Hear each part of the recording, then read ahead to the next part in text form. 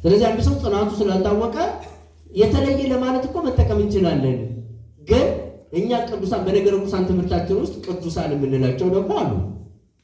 አሁን ከተነሳው አውድ አንጻር ስንመለከት ሩጫቸውን የጨረሱ ናቸው፣ እስከ መጨረሻ የሚጸና እርሱ ይድናል ይላል የማቴዎስ ወንጌል ምዕራፍ 24 ቁጥር 13 ላይ። ስለዚህ ቅዱሳን የነጹ አሁን በሮሜ ያሉ ክርስቲያኖች ንጹሐን ናቸው፣ ገና አልታወቀም፣ ጉዞ ላይ ናቸው። የነጹ የምንላቸው ቅዱሳን ከሞቱ በኋላ በንጽህናቸው የምንረጋገጠው። ዛሬ አንድ ሰው ንጹህ ምንድነው ነገ ያልፋል። ስለዚህ የነጹ የጸኑ የሚሉ እነዚህ ሁለት ቃላት የነጹ ከኃጢአት የጸኑ በሃይማኖት እስከ ሞት ድረስ ማለት የከበሩ እግዚአብሔር ያከበራቸው። ያን ሰው ደግሞ ክብሩ በጊዜ ጊዜ በቤተ ክርስቲያናችን የምናገኘው በሞቱ ነው። ክቡር ሞቱ ለጻድቅ በቅርበ እግዚአብሔር። የጻድቅ ሞት በእግዚአብሔር ፊት የከበረ ነው። እግዚአብሔርም በሞታቸው ተገኝቶ ቃል ኪዳን ይሰጣቸዋል። ቅዱሳን መላእክትን አስከትሎ መጥቶ ይጎበኛቸዋል። ስለዚህ የከበሩ የጸኑ የነጹ የከበሩ የተለዩ የሚለው ያው ከኢማንያን ማለት ነው። የተመሰገኑ እግዚአብሔር ያመሰገናቸው በሚል ጽንሰ ሐሳብ ይሄንን እኛ በሕይወተ ሥጋ ያሉ ሰዎችን ቅዱሳን ብለን ማንጠራው። በነገራችን ላይ ግን ጉባኤው ምንድን ነው? ቅዱስ ነው። አሁን ይሄ ጉባኤ የተሰበሰበው ጉባኤ ምንድን ነው? ቅዱስ ነው። በእያንዳንዳችን ግን እኔ ቅዱስ ነኝ፣ አንተ ቅዱስ ነኝ፣ ቅዱስ አንበባለን። ለምን ነው የማንበባለው? የቅዱስን ትርጉም በስድስት ስለምንተረጉሙ የተለየ በሚለው ብቻ አንተረጉሙ። የጸናም አለበት፣ የነጻም አለበት፣ የከበረም አለበት። ስለዚህ እኔ እስካሁን ባለው ነው ጸንቼ ነው ያለው። ነገር ግን አላውቅም፣ በሃይማኖቴ ጸንቻለሁ። ሌሎች ግን ከሐልዮ ቢነት ከነቢ የመሳሰሉ ብዙ ጉዳዮች ስላሉ እኛ የቅዱሳንን ትርጉም በዚህ ልክ ስለምንረዳው ነው። በእነሱ ደግሞ አንድ ጊዜ በክርስቶስ ደም ተቀድሰናል። በክርስቶስ ደም ከተቀደስ የእኛ ስራ ለጽድቅ ስለማይጠቀም ሰው ቅዱስ የሚሆነው በራሱ ስራ ሳይሆን በእግዚአብሔር ያው በደሙ ስለሆነ በቃ በክርስቶስ ያመኑት ሁሉ ቅዱሳን ናቸው። የሚሰሩትም ለመቀደስ ሳይሆን ስለተቀደሱ ነው። ለመዳን ሳይሆን ስለዳኑ ነው። በሌላ ንግግር ምን ብዬ ልውሰደው? እኔ አንድ ጥያቄ ሁሌ እጠይቃለሁ። የሰው ልጆች በክርስቶስ አምነው ከዳኑ ምንድነው መልካም ስራ የሚሰሩ ብለን ስንጠይቅ ስለዳኑ አሉ። ስለዳኑ ለምን እንሰራ? አሁን ለምሳሌ አንድ ታማሚ ታመመ አይደል? መድኃኒት የሚወስድ ምን ስላለ ነው? ስለታመመ። ከበሽታው ቢፈወስ ስለዳነ መድኃኒት ይወስዳል? ንገሩኝ። ስለዳነ? አዎ፣ እኔ ደስ ነው የሚታየኝ። በቃ በክርስቶስ የዳነ ሰው ድኗል። የሱ ስራ ምንም አያስፈልግም። ስለዳነ ግን ይሰራል። ስለዳነ ለምንድን ነው የሚሰራው? አንድ ሰው ታመመ፣ ከዚያ ከበሽታው ተፈወሰ። ስለተፈወሰ መድኃኒት መውሰድ ነው። ይሄ ፈጽሞ ከመጽሐፍ ቅዱስ ሐሳብም የራቀ ስለሆነ በክርስቶስ ነው የዳነው። አዎ፣ እኛ ስለ ነገረ መዳን የምንናገራትን እንዳትረሱ። ድነናል፣ እየዳን ነውና እንድናለን። ግን በሶስት ግስ ነው የምንገልጸው።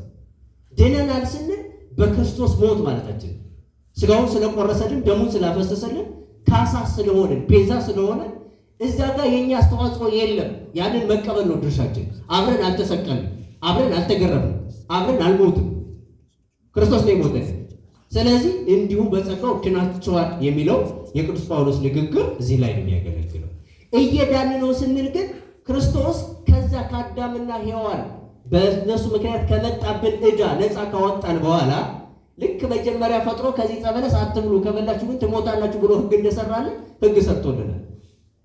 ካሁን በኋላ በአዳምና ሔዋን ኃጢአት አትጠየቁም፣ ግን የምትጠየቁበት ሕግ አለ። ለምሳሌ ባታሙ አለ ያመነ የተጠመቀ ይድናል ስላለ፣ በወልድ የሚያምን የዘላለም ሕይወት አለው አይፈረድበትም። በወልድ ያላመነ ግን በአንዱ በእግዚአብሔር ልጅ ስላላመነ አሁን ተፈርዶበታል። ያመነ ግን አይፈረድበትም ማለት። ባያምን ሰው ይፈረድበታል። አሁን ተፈርዶ። ለምንድን ነው የተፈረደበት? በአንዱ በእግዚአብሔር ልጅ ምን ስላላመነ ነው የተፈረደበት እንጂ በአዳምና በሔዋን ኃጢአት አይደለም የተፈረደበት። ስላላመነ አሁን ተፈርዶበታል ይላል። አዎ፣ ይቻ እንደ ሕግ ናት። ልክ ዕፀ በለስ አትብላ ከበላ ትሞታለህ እንደተባለ በወልድ እመን ካላመንክ ግን ይፈረድብሃል ተባለ። ይሄ ብቻ አይደለም የተቀመጠው፣ የዘላለም ሕይወት የምናገኝበትን ጥምቀትንም ሰጠን። ሰው ሁለተኛ ከውሃና ከመንፈስ ካልተወለደ በቀር ወደ እግዚአብሔር መንግሥት አይገባም። የዮሐንስ ወንጌል ምዕራፍ 3 ቁጥር 5 ላይ ተናገረ። አሁንም የማርቆስ ወንጌል ምዕራፍ 16 ቁጥር 16 ላይ ተናገረ። አሁንም የማቴዎስ ወንጌል ምዕራፍ 28 ቁጥር 19 ላይ ወደ ዓለም ሂዱ አጥምቁ አለ። ስለዚህ ያዝ ነው ማለት ሁለት ሕግ ሰራን። ይሄ ብቻ አይደለም። በዮሐንስ ወንጌል ምዕራፍ 6 ቁጥር 53 ላይ ደግሞ እውነት እውነት እላችኋለሁ የሰው ልጅ ሥጋ ካልበላችሁ ደሙንም ካልጠጣችሁ በራሳችሁ ሕይወት የላችሁም። ሥጋዬን የሚበላ ደሜን የሚጠጣ የዘላለም ሕይወት አለው። የዘላለም ሕይወት ለማግኘት አሁንም የክርስቶስ ሥጋና ደም ያስፈልጋል። በእሱም እመኑ ያለን ክርስቶስ ነው። ተጠመቁም ያለን ክርስቶስ ነው። ሥጋዬና ደሜን ብሉ ጠጡ ያለን ክርስቶስ ነው። አሁንም ይሄ ብቻ አይደለም። ክርስቲያናዊ ስነ ምግባር የሚባሉትን እንድንሰራ ነገረ። ስለዚህ እኛ አሁን እየዳን ነው ስንል አምነናል፣ እምነታችን ይቀጥላል። ተጠምቀናል፣ ልጅነታችን ይቀጥላል። ሥጋውና ደሙን ተቀብለናል፣ እየተቀበልን እንቀጥላለን። ክርስቲያናዊ ስነ ምግባር እየሰራን ነው፣ እየሰራን እንቀጥላለን። ስለዚህ ያን ሰው ቢጠየቅ ድኛለሁ ሲል ያንን ይናገራል። እየዳንኩ ነው ሲል ደግሞ አሁንን ይናገራል።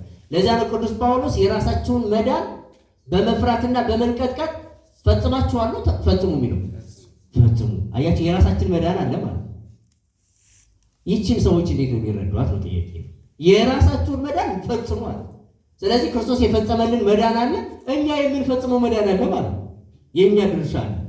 ይህን እሱ ነው የነገረን። እንድናለን ስንል ምን እያለ ነው? እስከ መጨረሻ የሚጸና እርሱ ምን ይላል አለ? ድኗል ያለ ይድናል፣ ይድናል ወደፊትም። ስለዚህ አንድ ሰው እስከ መጨረሻው ሳይጸና እኔ ድኛለሁ ካለ እየተናገረ ያለው በክርስቶስ ደም ድኛለሁ የሚለው ቀደም የተናገርነው ከአዳምና ከሔዋን በደል ከዛ መከራ ወጥቻለሁ እያለ ነው መሆን ያለበት እንጂ ወደፊትም በቃ ጨርሻለሁ ድነቴን ጨርሻለሁ ካለ የሚገጠመው ከመጽሐፍ ቅዱስ እስከ መጨረሻ የሚጸና እርሱ ይድናል አለ። የማቴዎስ ወንጌል ምዕራፍ 24 ቁጥር 13 ነው። የዮሐንስ ራእይ ምዕራፍ 2 ቁጥር 10 ላይ ደግሞ ኩን መሐይም ነስከነቆት ወበካት ይለው እስከ ሞት ድረስ የታመንከው የሕይወትን ማክል ይሰጥሃለሁ።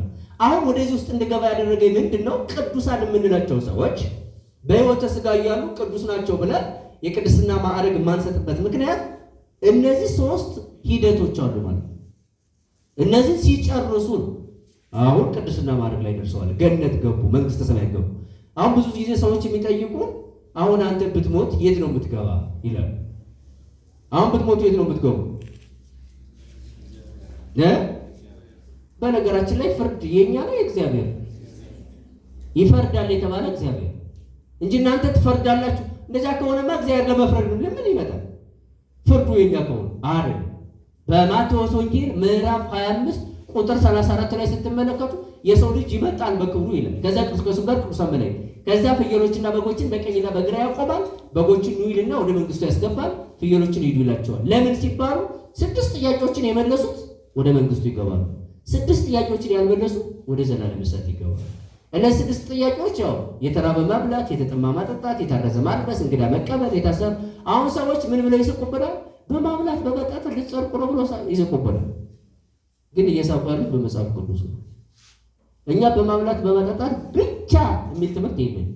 የእኛ ትምህርት ይኸው በእምነት ብቻ የሚል ትምህርት የለንም። በጥምቀት ብቻ የሚል ትምህርት የለንም። በስጋው ደግሞ ብቻ የሚል ትምህርት የለንም። በቅዱስ ቁርባን ብቻ ማለት ነው። በመልካም ስራ ብቻ እስከ ሞት ድረስ በመጽናት ብቻ የሚል ትምህርት የለንም። የብቻ ትምህርት የለንም። መጽሐፍ ቅዱስም ስለማይ ባለፈው ተናግሬ ያለው ምናልባት አንድ ሰው ስለ ውሃ ጥናት ቢሰራ የሚናገረው ስለ ውሃ እጅግ በጣም ጥሩ ነገር ነው። ሰው ለመኖር ውሃ ያስፈልገዋል። ውሃ ለልብስ ማጠቢያ ይሆናል። ውሃ ለገላ ማጠቢያ ይሆናል። ውሃ እያለ ቢዘረዝር አንድ ደግሞ ስለ አየር የሚያጠና ሰው ኦክሲጅን ለሰው ልጅ እጅግ በጣም አስፈላጊ ነው። ኦክሲጅን በመኖሩ እጽዋት እንዲሆናሉ እንደዚህ እያለ ቢናገር ከዛ አንድ ሰው ለመኖር ውሃ ያስፈልገዋል ቢል እውነት ሐሰት ብትባሉ ምንድን ነው የምትሉት? እውነት ነው የምትሉት? ሐሰት? ፈተና ላይ እንዴት ናቸው? ጎበዝ ናቸው አይደል? እውነት እንላለን። ሰው ለመኖር የሚፈልገው ወይም የሚያስፈልገው ውሃ ብቻ ነው ቢልስ ሐሰት። ሰው ለመኖር አየር ያስፈልገዋል ቢል እውነት ነው ሐሰት? እውነት። ሰው ለመኖር የሚያስፈልገው አየር ብቻ ነው ቢልስ ሐሰት። ስለዚህ መጽሐፍ ቅዱስ ላይ የዘላለም ሕይወት በእምነት ይገኛል አለ። ስለ እምነት ሲጽፍ አንዱ ደግሞ በጥምቀት ይገኛል አለ። ስለ ጥምቀት ሲጽፍ ስለ ጥምቀት ሲያጠና አንዱ ደግሞ ስለ ስጋው ደግሞ ሲያጠና የዘላለም ሕይወት የሚገኘው በስጋው ደግሞ ነው አለ። አንዱ ደግሞ ስለ መልካም ስራ ሲሰራ ሲጽፍ የዘላለም ሕይወት የሚገኘው ከዚያ ሰው መውሰድ ያለበት ሁሉንም ነው ወይስ አንዱን ነው? አንድ ስለ ሰው የሚያጠና ደግሞ ስለ ሰው የሚያጠና ሰው የዘላለም ሕይወትን ለማግኘት አንደኛ እምነት ያስፈልገዋል፣ ሁለተኛ ጥምቀት ያስፈልገዋል፣ ሶስተኛ ስጋውና ደሙ ያስፈልገዋል፣ አራተኛ መልካም ስራ ያስፈልገዋል፣ አምስተኛ እስከ ዘላለም መጽናት ያስፈልገዋል ብሎ ያዛል። እና የሪሰርች እንዲያው ጥናት እንዴት ነው እንደዚህ አይጠና? ያው እኔ በጉባኤ ቤት ዝም ብዬ ነው ማለት ብቻ አይደለም፣ እንደዚህ ይመስለኛል። ስለዚህ ምን ለማለት ፈልጌ ነው? ቅዱሳን የምንላቸው እኛ ተጋድሏቸውን የጨረሱ ነው። ቅዱስ የሚለውን ትርጉም በዚያ ልክ ተርጉመን በአንዱ ብቻ ከተረጎምነው ግን ቅዱስ የሚባል ልጅ አለን፣ ቅድስት የምትባል ልጅ አለችን። ግን ቅዱስ ስለተባለ ቅድስት ስለተባለች መንግስተ ሰማያት ይገባሉ እያለ ነው። እማያምን ቅዱስ የሚባል አለው፣ እማታምን ቅድስት የምትባል አለች እኮ። ስም ሊያድን ይችላል? አይችልም። ስም ከስነ ምግባር ሲዋሃድ ነው እና ከዚህ አንጻር አንዱን ትርጉም ወስደን ነው። እንደዚያ ከሆነ አሁን እኛ ቅዱሳን ብንባል መውሰድ እንችላለን፣ አማኞች ለማለት ከሆነ ትርጉሙ። ከአሕዛብ የተለዩ ከሆነ እኛ ምዕመናን እንባላለን። ግን በእነሱ ያለው ቅድስናና በመጽሐፍ ቅዱስ ያለው ቅድስና ስለሚለያይ ሀሳቡ እነሱ የሚናገሩበት መንፈስና ቅዱስ ጳውሎስ የተናገረበት መንፈስ ይለያያል። እኛም በቤተ ክርስቲያን ቅዱሳን የምንላቸውና እኛ ቅዱሳን የማንበልበት ደግሞ ይለያያል። እኛ ቅዱሳን የምንላቸው እኮ ሩጫቸውን ስለጨረሱ የቅድስና ማዕረግ ተሰጥቷቸው በስማቸው ቤተ ክርስቲያን፣ በስማቸው ጽላት፣ ሌሎቹ ቀጣይ የሚመጣ ጥያቄ ይመስለኛልና ለማንኛውም ጊዜም እንዳላስረዘም እዚህ ላይ ይበቃኛል። ጊዜ ይስተላል።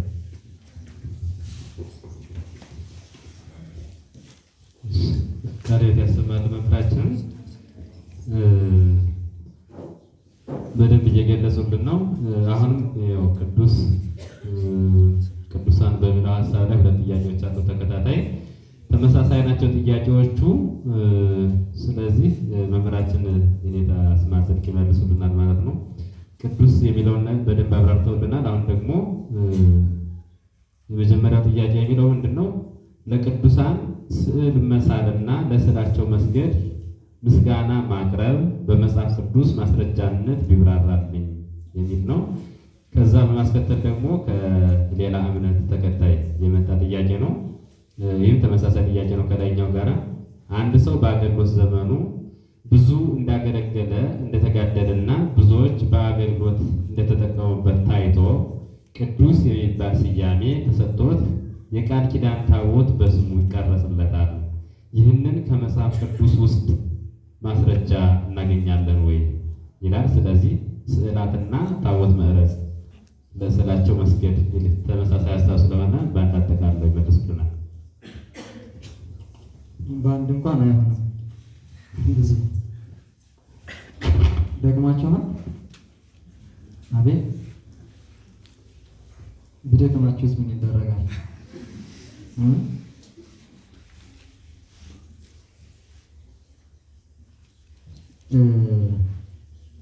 አንድ ሀሳብ ላንሳና ባነበላችሁ ደስ ይለኛል። ወደዚህ ሀሳብ ምናልባት ከስግደት ዓለም ከስዕል ጋር በተያያዘ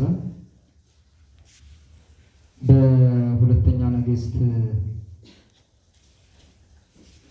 ምዕራፍ 5 ቁጥር 16 ላይ መጽሐፈ ነገሥት ብሉይ ኪዳን ማለት ነው። አንድ ከዚህ ሀሳብ ጋር ይቀራረባል ብዬ ያሰብኩት ነው። እርሱም ስለ ንዕማን ነው የሚያወራው ሀሳቡ።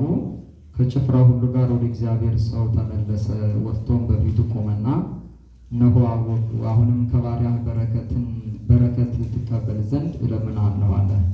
እርሱም በፊቱ የቆምኩት ሕያው እግዚአብሔርን አልቀበልህም አለ። እጅ መንሻውን ማለት ነው። ይቀበለው ዘንድ ግድ አለው፣ እርሱ ግን እምቢ አለ። ንዕማን ከተፈወሰ በኋላ ገጸ በረከት ተቀበለኝ አልቀበልም ነው ከመምህር ጋር ያለው ቃለ ምልልስ። ንዕማንም እኔ ባሪያው ከእንግዲህ ወዲህ ከእግዚአብሔር በቀር ለሌሎች አማልክት የሚቃጠል መስዋዕትንም ሌላ መስዋዕት አላቀርብም። 2 የበቅሎ ጭነት አፈር እንድወስድ እሺ ትለኝ ዘንድ እለምንሃለሁ አለው።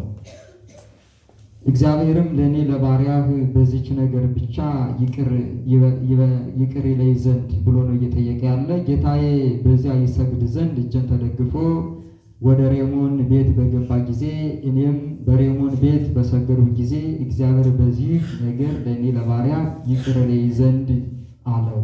እርሱም በደህና ሂድ፣ ፈቃድን እፈጽማለሁ። አሁን እዚህ ጋር አለቃው የንዕማንን ትከሻ ተደግፎ ለጣዖቱ ይሰግዳል።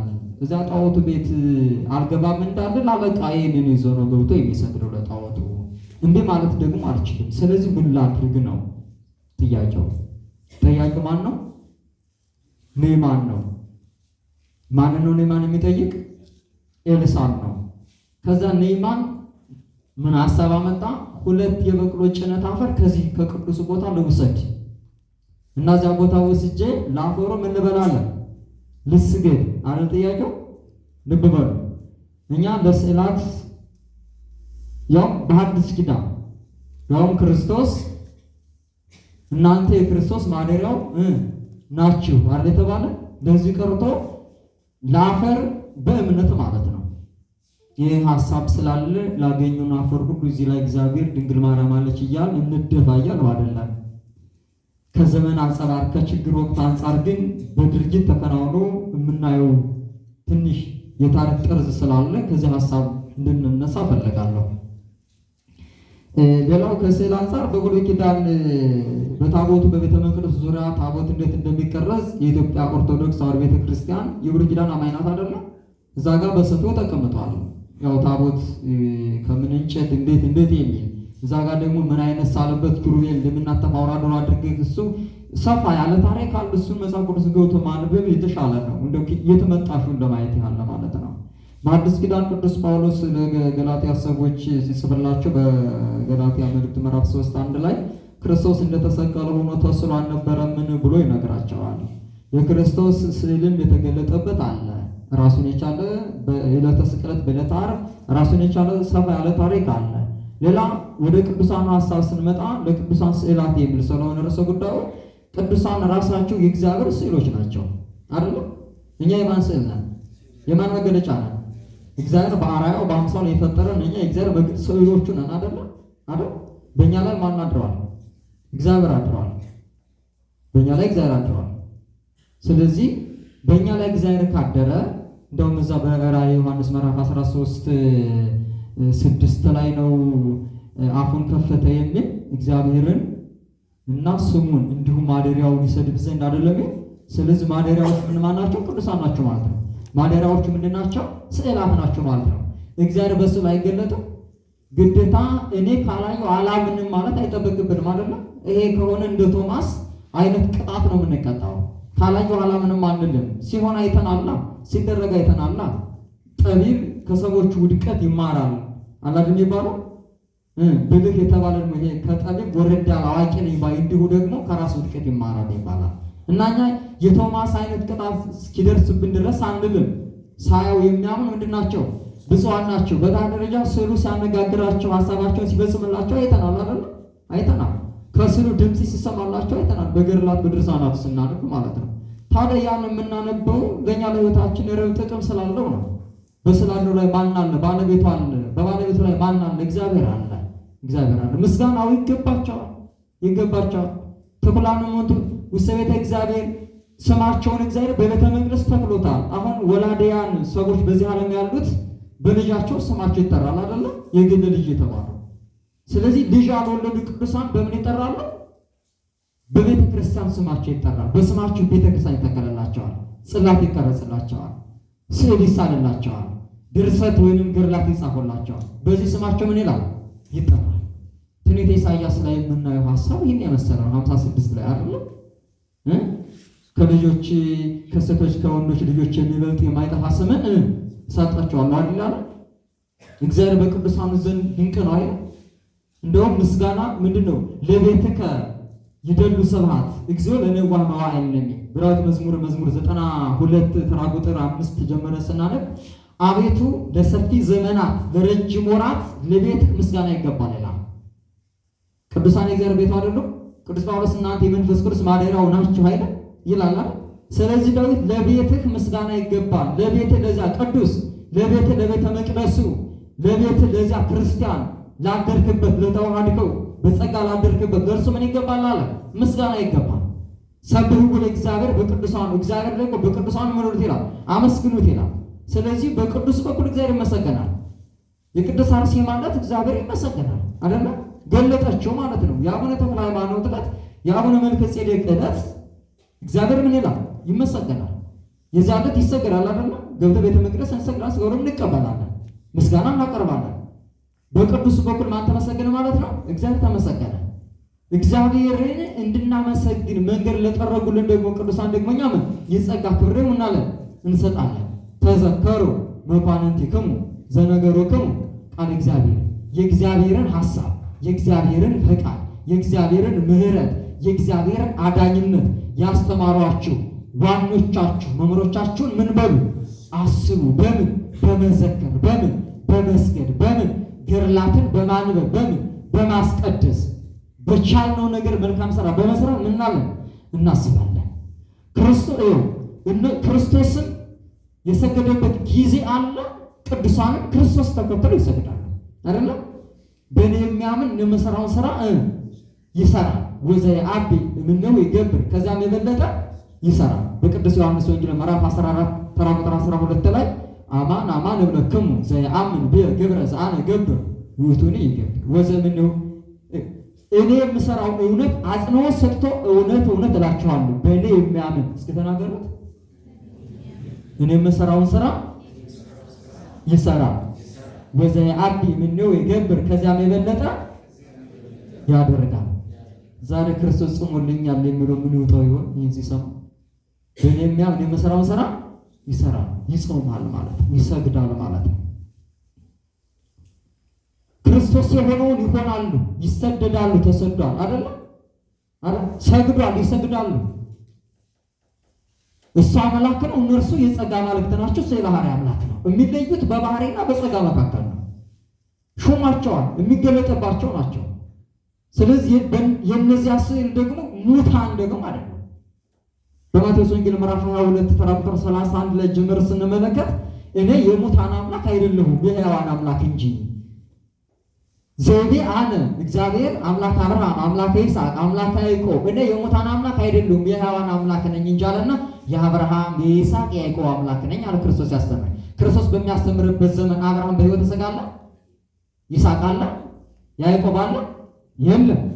ስለ እግዚአብሔር የምን አምላክ ነኝ አለ? የሕያዋን አምላክ ነኝ አለ። ስለዚህ በነፍስ ሕያዋን ናቸው፣ ይቀድሱታል አይደለ? ከእግዚአብሔር ጋር ናቸው። ሞት ማለት ከእግዚአብሔር መለየት ማለት ነው። በሕይወተ ሥጋ የመንቀሳቀስ መብላት መጠጣት የመኖሩ ማረጋገጫ አይደለም። በሕይወት በዘላለሙ ሕይወት ማለት ነው። ከእግዚአብሔር ከተለየው ያለ ቢመስለውም ምውት ነው እርሱ። በአካለ ሥጋ ከኛ የተለዩት ግን በመንፈስ በእግዚአብሔር ዘንድ ምንድን ናቸው? ሕያዋን ናቸው። ይቀድሱታል፣ ያመሰግኑታልና እግዚአብሔርን በተለያየ መንገድ ይገለጥባቸዋል። ስለዚህ ክርስቶስ አምላካችን እግዚአብሔር በማቴዎስ ወንጌል ምዕራፍ 22 ተራ ቁጥር 31 ጀምረን ይህንን ካነበብን ኢሳይያስ 56 ላይ ያለውን ከወሰድ ራዕየ ዮሐንስ ምዕራፍ 13 ተራ ቁጥር 6 ያለውን ከወሰድን እነዚህ በተለይ በዳዊት መዝሙር ላይ ደግሞ መንክረ እግዚአብሔር በላዕሌ ቅዱሳን ነው ካለ በአጠቃላይ እነዚያ ስዕላቱ የቅዱሳን መግለጫ ናቸው። ቅዱሳን ደግሞ የእግዚአብሔር መገለጫ ናቸው አይደል? ስለዚህ እግዚአብሔር መልካም ፈቃድ አድርጎ የቸርነቱ የትዕግስቱ ብዛት አድርጎ ከሰጠን አሁን እንሰግድላቸዋለን። በእምነት አሉ ይሰሙናል ብለን እስካመነ ድረስ ተግባራችን ያከናውኑልናል፣ በቃል ኪዳናቸው ያድኑናል፣ ያሻግሩናል ብለን እስካመነ ድረስ እኛ አይደለም እኮ ጸጋ የሰጠናቸው፣ እኛ አይደለም ቃል ኪዳን የሰጠናቸው። የሰጣቸው ማን ነው? አምላክ። የተጋደሉለት አምላካቸው እግዚአብሔር አለ። እንደነ ቅዱሳን ሁሉ ብሎ ቃል ኪዳን ይገባላቸው። በእኔ የሚያምን የምሰራውን ስራ ይሰራል ብሎ ቃል ኪዳን ይገባላቸው አይደለም? ይህን አድርጉ ይደረግላቸዋል ያላቸው። ስለዚህ እግዚአብሔር ይገለጥባቸዋል። እንግዲህ ነይማን ወስዶ ለአፈሩ እንዲሰግድ ከተፈቀደለት እንዴት ለአንድ ቅዱስ ለስዕለ አድኅኖ እንዴት መስገድ እንደሚያሳናናል? ምናልባት የስሚ እየሰማን ከቤተ ክርስቲያኒቱ አስተምህሮ እየወጣን ምናልባት እንዳከሆነ ስህተቱ ሰፊ ነው ማለት ይሄ በልማድ አላል የምንናገረው ነገሌ ሲሉ ሰምተን የሚል ሲሉ ሰምቼ የሚል በትል ትልቅ ስህተት አለው።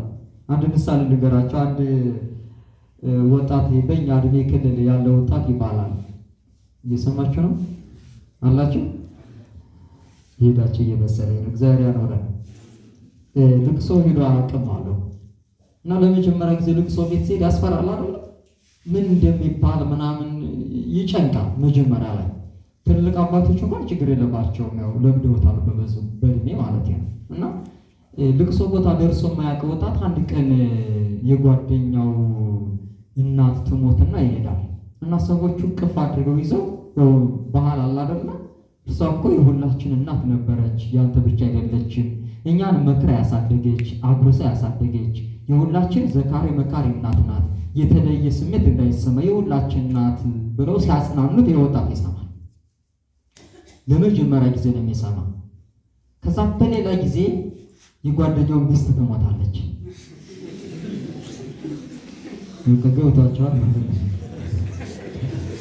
ነው ይባላል። እቅፍ አድርጎ ይዘው የሁላችን ሚስት ነበረች፣ ሀዘኑ የአንተ ብቻ አይደለም።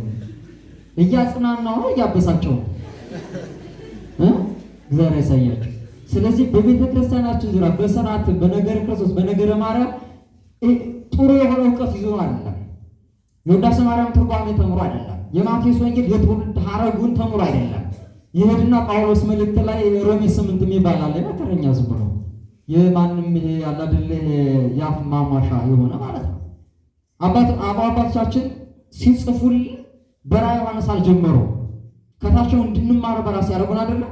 ለአንድ ሕፃን የሚሰጠውና ለትልቅ ሰው የሚሰጠው የምግብ አይነት ይለያል። ወተት በሚጋፍበት ጊዜ መቼም አጥንት አታቀርብለትም። ከታች መማራችን ከታች መምጣታችን መጠየቃችን መልካምነት ሆኖ ኖሮት ሳለ እኛ ግን አልፈን ነው የምንጠይቅ ሲሉ ሰምተን ምናምን እታቸውን እኮ ሀሳብ አናረዳ። ሌላው ቀርቶ የምዕራፉን አረፍተ ነገር ራሱ አናውቅም። እና ከዚህ አንጻር የብዙሃኑ ስህተት በዚህ መንገድ ይመስለኛል። ሲሉ መስማት ያላደለ በራሱ መረዳት ሳይሆን በሰዎቹ መነዳት፣ ሰዎቹ የሚረዱለት፣ ሰዎቹ መልስ የሚሰጡለት አይነት ይሄ በሃይማኖት ተከታይ ምን ልበላችሁ እንደ መንጋ የሚመራ ማለት ነው። ሁሌ ሰዎቹ መልስ አይመልሱልንም፣ ሁለኛን አይከተሉንም። የምንከተላቸው ሰዎች ቢወድቁሳ? ስለዚህ በራሳችን ይሄ ጥገኝነት ተምረን ከጥገኝነት መውጣት አለብን። በእውቀት መንገድ ከጥገኝነት ራሳችን እንድንችል እየተማርን አይደለም። ሌሎች ሲጠይቁ እንደኛ ወደኋላ እንላለን። ለምራት አይመልስላቸው። በተለይ ከሌላ ቤተ እምነት የመጣ ጥያቄ ነው ይበዛል በየቦታው ስንሄድ። እሱን ግዛው መመለስ ለምን ትሸከማላችሁ? የስም የሰሙት ሊሆን ይችላል እኮ ሀሳቡ ጥልቀት ኑሮት ላይሆንም ይችላል። ስለዚህ በራስ መቆም በራስ እሳቤ መናገር መልካም ነው ብዬ አስባለሁ እንጂ እንደ ስም ሳያረጋግጡ የሆነ ጥቅስ ሰምቶ እንዳነው እንደሚሉት አይነት በተለይ ቤተክርስቲያን ትምህርት በሚገባ ሳይማሩ እኮ ዲያቆን ነበሩ የሚሉ አሁን በዘመናችን ሞልተዋል አይደለም። እነኮ አገልጋይ ነበሩ ደግሞ ምንም አይሰራም ሆኖ መገኘት ነው አይደለም። አሁን በሚገባ ሳይማር ነበር ብልና እና ታዲያ ያን ዘመን አገልጋይ ዲያቆን ሆኖ አለመቸው ጉድለት ቢያገኝበት ነው ጥሎት የወጣ ብሎ ሰማያን ይነዳሉ እንደ መንጋ ማለት ነው። ስለዚህ ያለበትን ነገር በሚገባ መጠየቅና መረዳት በቀና ቤተክርስቲያን ስር ያለውን በስዕላት ውስጥ ያለውን ዙሪያ ዛሬም ጥያቄ ተነሳው ጥንትም ሲነሳ ነበረ። በቀና ቤተክርስቲያን ደረጃ የሚጠቅም እስከተገኘ ድረስ አሁን ባነሳናቸው ጥቅስ በቅዱሳን በተሰጣቸው ቃል ኪዳን መሰረት እንዲሰገድላቸው በቤተክርስቲያኒቱ ዙሪያ ውበት ናቸው አይደለም ሆነ ተቀምጦልናል ማለት ነው። ተቀምጦልናል። ስለዚህ ለቅዱሳን ክብር ምስጋና ይገባቸዋል። ለቤተከ ይደሉ ስብሐት፣ ለቤት ለማደሪያ ምስጋና ይገባል። ለቤተ መቅደስ ለማደሪያ ለድንግል ማርያም ለማደሪያ ለቅዱሳን ምስጋና ይገባል። ለማደሪያ ለስዕለ አድኅኖ ምስጋና ይገባል። ከሕንፃ ቤተ እግዚአብሔሩ ለምስሉ ያንሳል። ከምንሳለመው እዚህ ጋር በእምነት ስንገባ ያገኘነውን ካብ እንሳለማለን። ደንገን እንሳለማለን። ያ ደንጋ ነው ያ የምንረግጠው ደንጋ ነው ብለን እንሳለመው የተለየ ክብር አለው አይደል? እግዚአብሔር በዛ ይገለጣል አይደል? አጸደ ቤተ መቅደስ ነው። እምነቱን አንስተን ሰገደለት እንዳይደንቀን ቤተክርስቲያን አካባቢ ያለውን እምነት አንስተን በጥጠን ጠጥተን የምንፈወስ ሰዎች የለንም? እንፈወሳለን አይደል? ታዲያ በዛ ምክንያት ታደመን አንስግድለት። በብሉይ ኪዳን ነህምያንን ካየን በሐዲስ ኪዳን ለቅዱሳን ምስጋና ይገባል የሚል ካየን እንግዲህ በአንስግድና ከርቁጣቸው እግዚአብሔር ይስጥልኝ።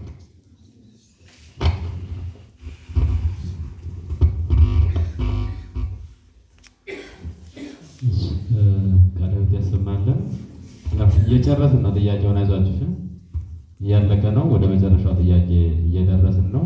ስለዚህ አንገታችሁ ብዙ መጥሩ ከኋላ አካባቢ መሀል ላይ ቀና ብላችሁ ተከታተሉ። እሺ፣ እየደከማችሁ አይደለም።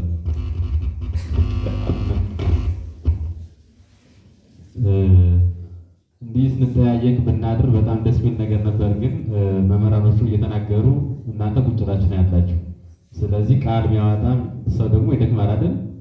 እነሱ በጣም በኃይል እየተናገሩ ስለሆነ እኛን ለማስረዳት እየደከሙ ነው ያለው። እኛ ደግሞ ቁጭ ብለን ያለ ነው። ስለዚህ መድከም ያለበት ማን ነው? የሚናገረው አካል ነው አይደል? እናንተ ቁጭ ብላችሁ ነው ያላችሁ። ስለዚህ መከታተል አስፈላጊ ነውና ስለ ስዕላቸው እንዲሁም መልሰውና ምናልባት ስለ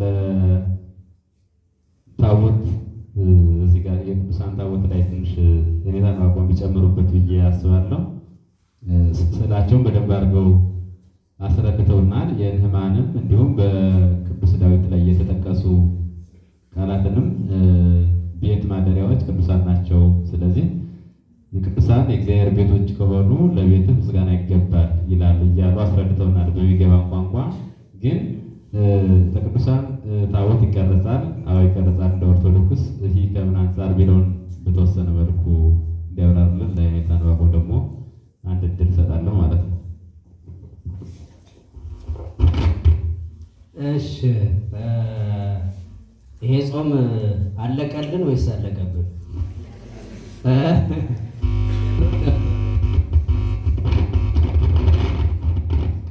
አለቀልን ተመስገን እንላለን። አረ ጥያቄውም አለቀብን ወይስ አለቀልን? አለቀልን ነውና አይዟችሁ ጨርሱ።